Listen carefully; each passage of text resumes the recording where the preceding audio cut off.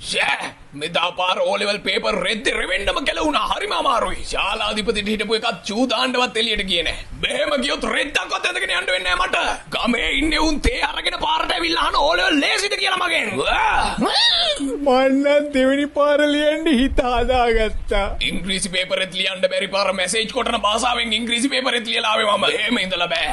ගමේ උන්ගේ කට වහන්න මොනවා හරි කරන්න ඕනි. නැත්තම් උන් මාව දැක්කම මැරෙනකම් ඕලෙවල් ගැන කියවයි. මම පේල් වෙලා එහා ගෙදර එක පාස් වුණොත් ඒකත් ප්‍රශ්නයක් මට. අනිත් එක මොකද්ද අර පේපරේ තිබ්බේ ටූපයියා. හරියට හරි.